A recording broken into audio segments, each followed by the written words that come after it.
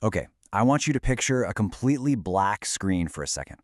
Somewhere in the distance, you hear this heavy, thudding sound of artillery echoing through total silence, almost like a slow heartbeat. Welcome to this explainer. As the smoke kind of fades away, we're looking at the shattered skyline of Berlin in April 1945. It's just burned out buildings, stretching as far as you can see, and ordinary people wandering through the absolute ruins of their world. Right there, on April 30th, 1945, deep beneath those completely devastated streets, hidden away inside a claustrophobic concrete bunker, Adolf Hitler made his final decision to end his life. For 12 years, his terrifying regime had just spread across Europe with alarming speed. It murdered millions in concentration camps, killed millions more in battle, and literally plunged Europe into the deadliest war we have ever seen. Okay, let's dive into this.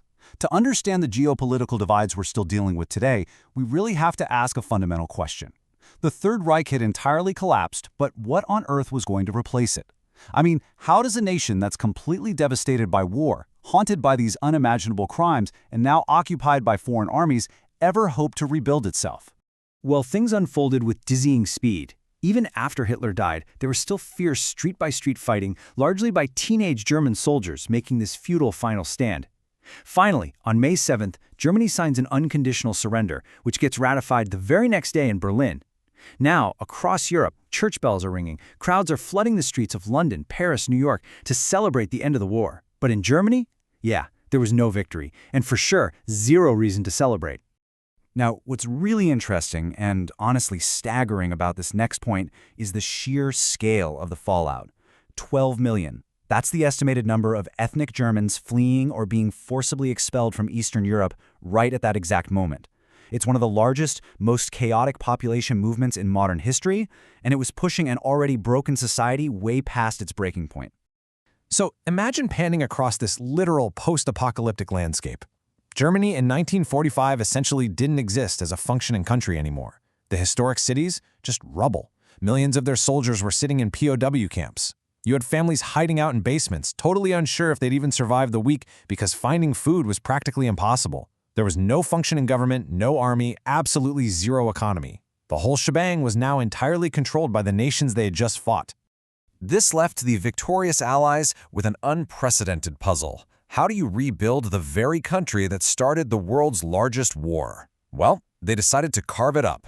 They split Germany into 4 distinct occupation zones controlled by the US, the UK, France, and the Soviet Union. And interestingly, even the capital, Berlin, which was sitting deep inside the Soviet zone, got sliced up into 4 separate sectors too.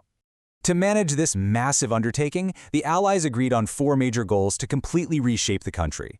First up, demilitarized, basically making sure they could never wage an aggressive war again. Second, denazified, stripping all Nazi influence out of government and schools. Third, decentralized, so power couldn't pull back into a single authoritarian regime. And finally, democratized, to actually give the German people a shot at a brand new political future. But here's where things get complicated.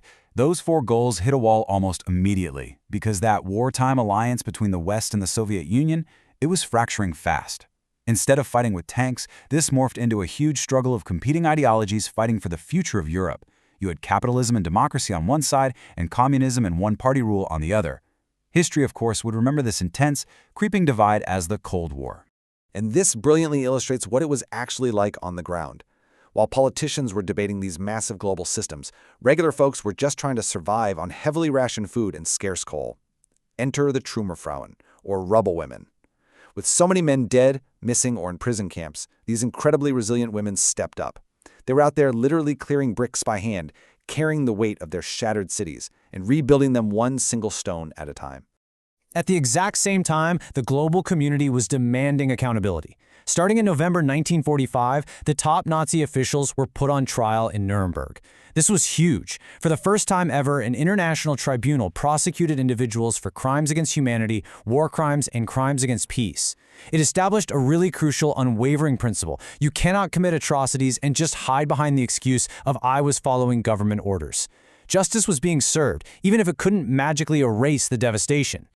Let's move to 1947 and see how this builds, because that fragile peace, it definitely didn't last. Allied cooperation severely deteriorated. The U.S. launches the Marshall Plan to rebuild Western Europe, which the Soviets completely reject, opting to tighten their grip on the East instead. Then, in June 1948, the Western Allies introduce a new currency to stabilize their zones.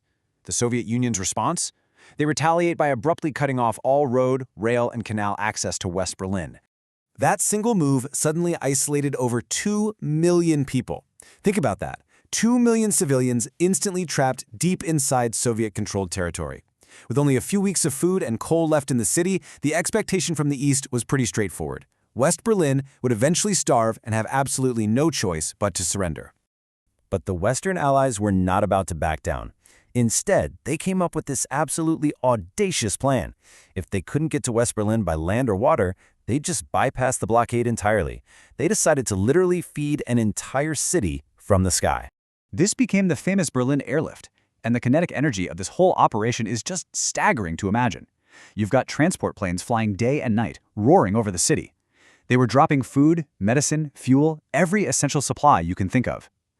At the absolute peak of the operation, an aircraft was touching down every 45 seconds. And they kept this relentless rhythm going without interruption for nearly a year, until the blockade finally failed. So the crucial point here is that while the airlift was this massive logistical triumph, the political message it sent was unmistakable. Germany's temporary division was cementing into permanence. By 1949, two entirely separate German states had popped up, both claiming to represent the people, but heading in totally different directions. In the West, you had the Federal Republic of Germany, headquartered in Bonn.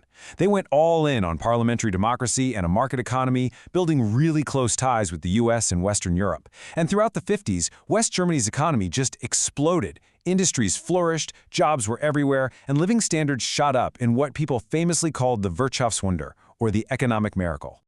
Now, contrast that impartially with the East. The German Democratic Republic was built under Soviet influence. They set up a fundamentally different model, a socialist system with a centrally planned economy and one-party political control. The state kept a really close eye on political life, controlled the major industries, and restricted a lot of the freedoms folks in the West were getting used to.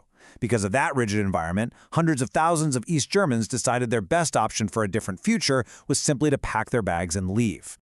This mass exodus turned into such a severe issue that the East German leadership felt forced to take incredibly drastic action. And the pacing of this is just shocking. Step by step, before the sun even came up on August 13, 1961, soldiers started rolling out miles of barbed wire across Berlin. Within hours, the roads were physically blocked. Shortly after that, rail lines were completely cut. The result was an absolute tragedy for the people of Berlin. Imagine waking up that morning and realizing your neighbors, your relatives, your best friends were suddenly trapped in an entirely different world. You were physically cut off from them. The Berlin Wall had begun. And this wasn't just some short-term fix. For 28 years, this concrete barrier stood there as the ultimate, most visible symbol of the Cold War. It was a massive physical structure separating not just two competing global systems, but permanently dividing millions of human lives. But, history has a habit of shifting when people least expect it.